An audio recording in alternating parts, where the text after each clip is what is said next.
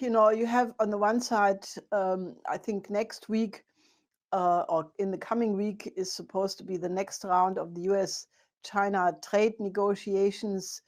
Liu He is supposed to come to Washington.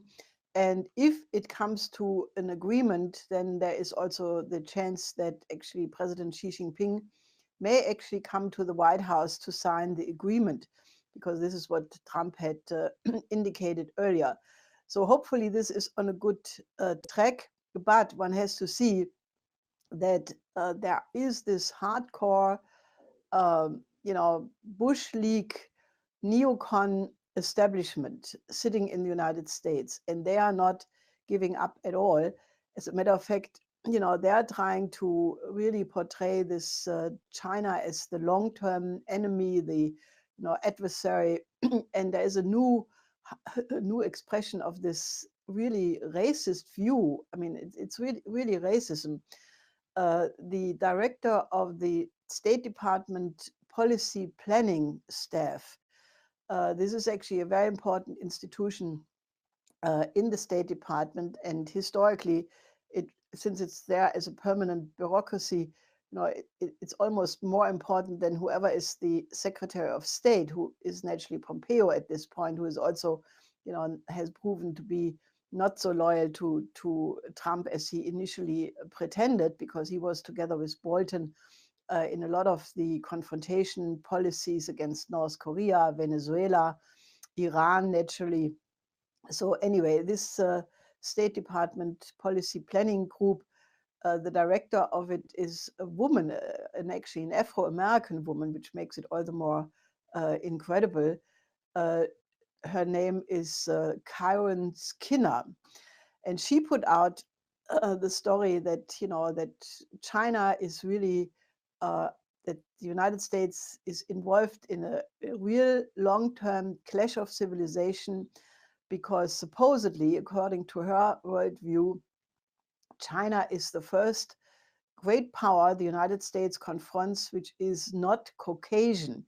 Can you imagine that? I mean, she's not precisely Caucasian herself, but she says, China is a completely different civilization, completely different ideology. And even the Soviet Union, despite the fact that they were Marxist and communist, they were still somehow belonging to the family of Western nations, because after all, Karl Marx was grounded in Western philosophy. And so, I mean, this is really unbelievable. And she said, the Soviet Union could be confronted on the basis of human rights violations and so forth, but this will not be possible with China.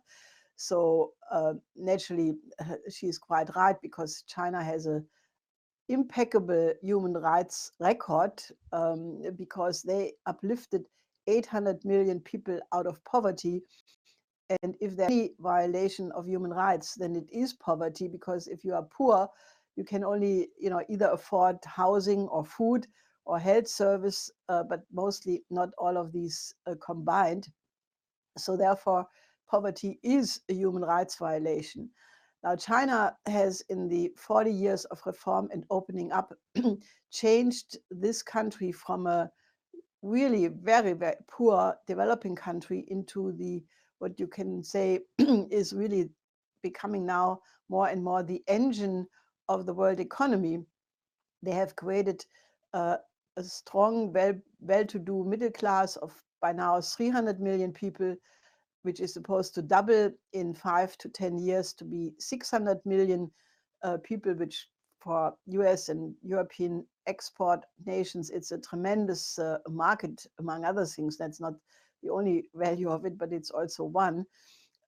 So, to basically say that, China cannot be challenged on human rights is in one sense very true, because they do a lot for the solving of any poverty or whatever problems.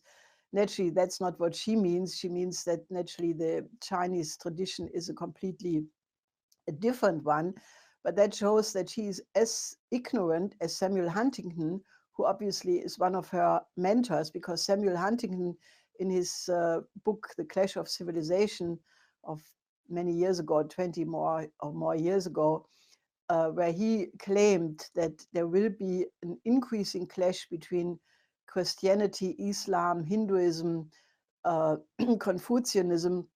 When you read this book, and I tortured myself to do it at the time, you realize that this guy had absolutely no knowledge about any of the philosophies he discussed.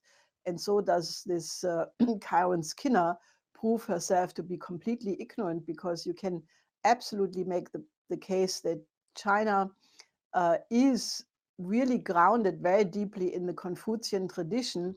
And I have proven, and I will prove this more in the future, that the Confucian tradition and the humanist tradition in the West are extremely closely related. They have a great affinity. The aesthetic education of Confucius and of Friedrich Schiller and Wilhelm von Humboldt, they are absolutely uh, based on the same principle of the need of the ennoblement of the individual as the precondition for the harmonious development of the state.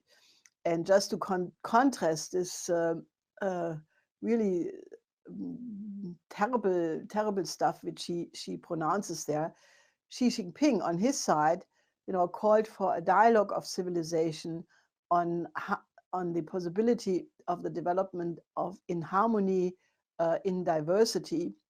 And that, as people may remember, I have always emphasized, is one of the core ideas of Nikolaus of Cusa, who basically also talks about the unity in diversity all the time, but that there is a common interest to the entire civilization of the human species. So you can really see the two worldviews, the confrontation, geopolitical, racist conception on the one side, and the idea of having a harmonious development, which is creating the basis for world peace. So people should draw their own conclusion of who is in the interest of the civilization and who is not.